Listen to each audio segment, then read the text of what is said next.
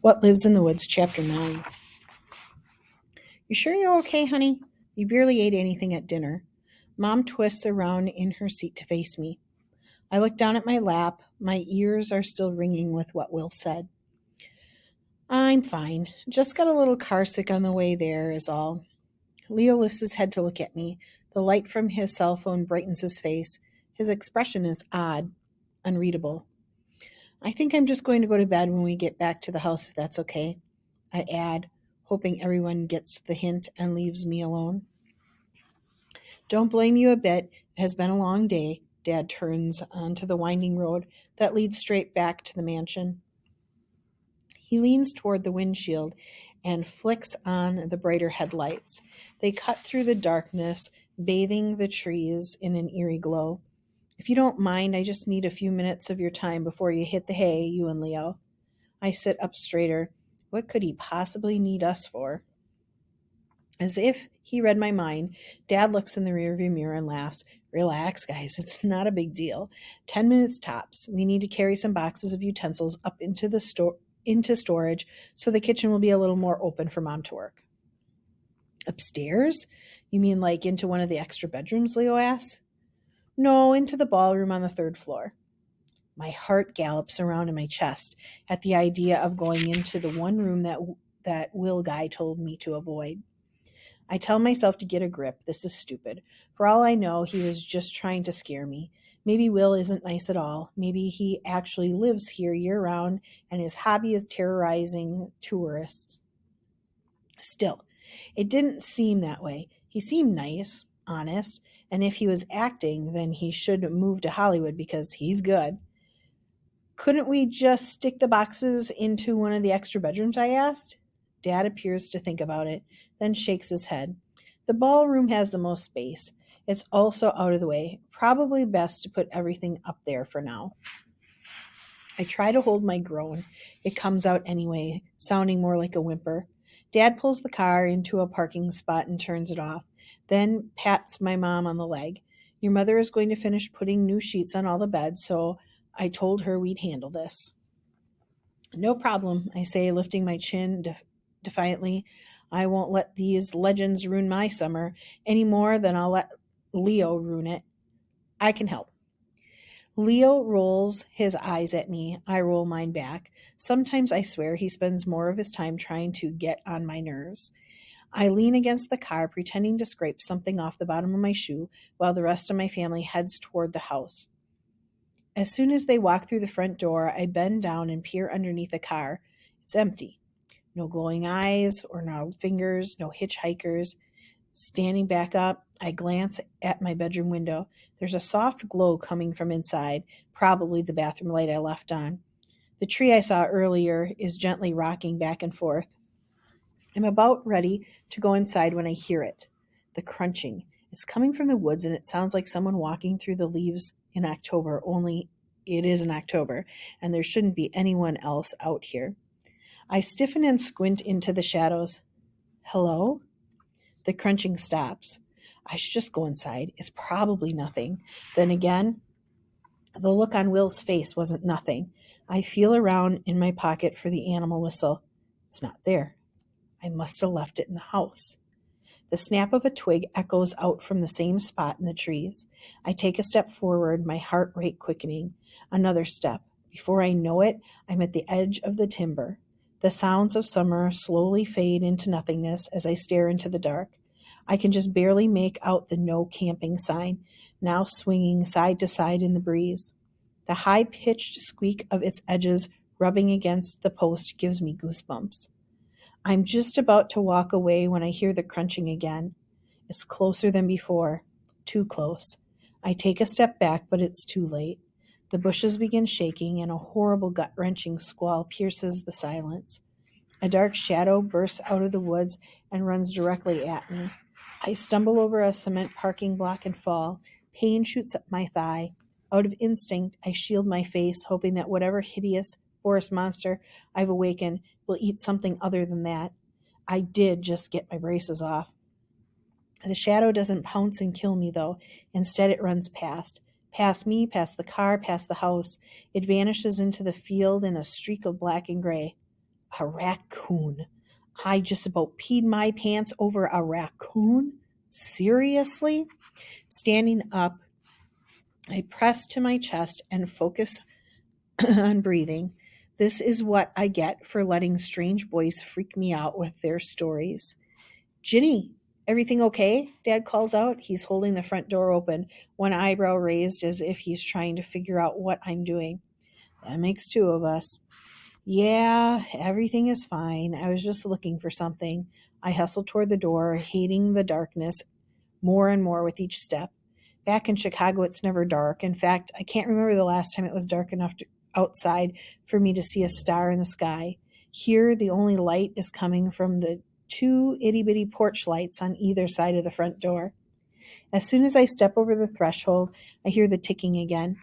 I have to remember to look for that clock soon. If I find it, I'm going to smash it with a hammer, display label or not. We shrug off our coats, then hang them in the closet. Dad leads us back through the labyrinth of dim hallways to the kitchen, where an army of cardboard boxes is waiting for us. Leo's mouth flops open. We have to carry all these up to the third floor. There isn't an elevator or something we can use. Dad looks unimpressed. Leo, if there are no televisions in this home, do you really think there's going to be an elevator? Well, I don't know. It just seems bananas that they'd make such a big house with so many floors without thinking about, folks with disabilities and stuff. Or lazy teenage boys, I say. My brother levels an icy glare in my direction. Dad points at a box labeled Miscellaneous Kitchen and tells Leo to grab it. Meanwhile, I pick up two huge canvas bags filled with supplies and hoist one over each of my shoulders. We follow Dad upstairs, down the hall, past our bedrooms, and to the end where there's another set of steps. A very narrow set.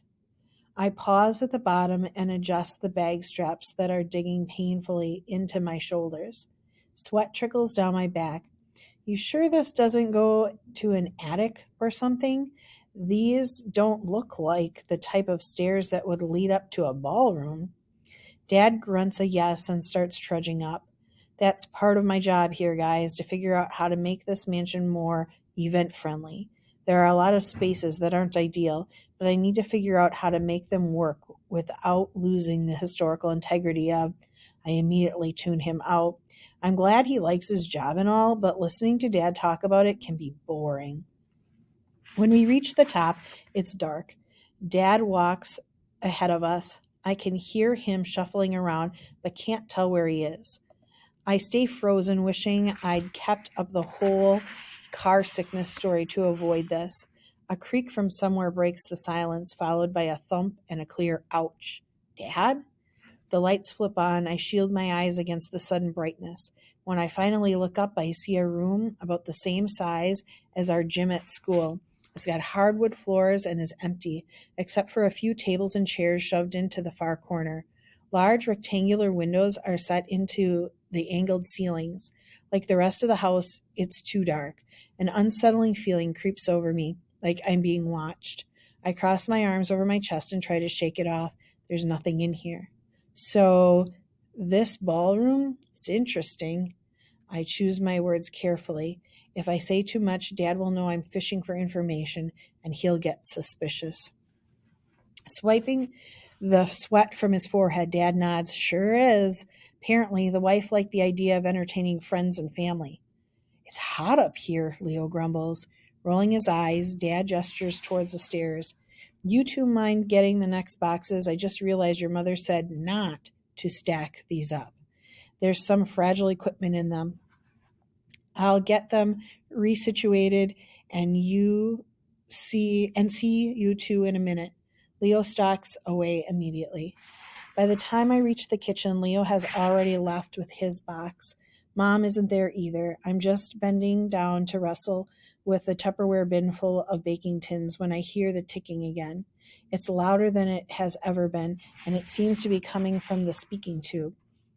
Creeping over, I slowly press an ear to the pipe. Sure enough, the ticking echoes out, methodically, hauntingly. Alarms go off in my brain. According to Dad, this tube is connected to only 2 other places in the house: the hallway outside the maid's quarters and my room. I pull my ear away from the pipe, a nervous energy rushing through me.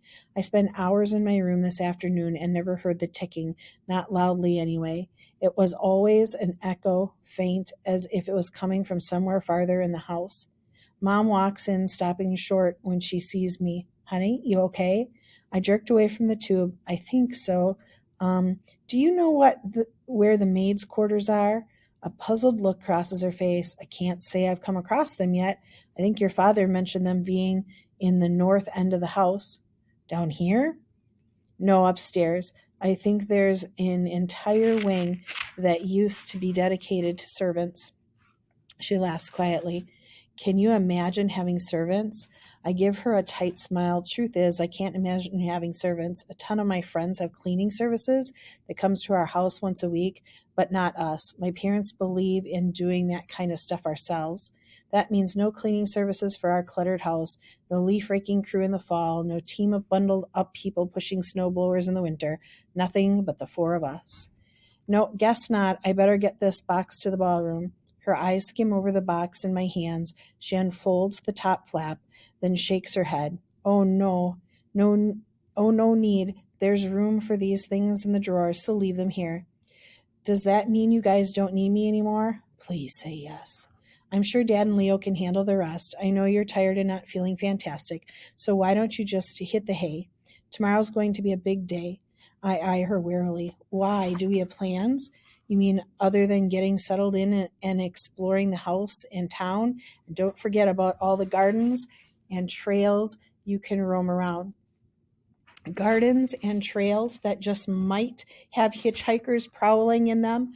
I mean, the legend had to come from somewhere, right? Even if only one person vanished in the woods, that's one too many. Plus, Mom continues, I might have seen you chitter-chattering with a boy at dinner. Who knows? Maybe you'll run into him again.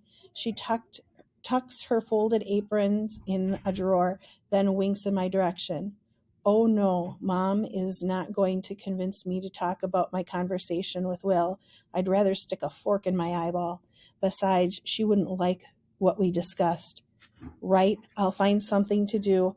I leave it at that. Tomorrow's plans can wait. Right now I need to find the maid's quarters and kill that clock.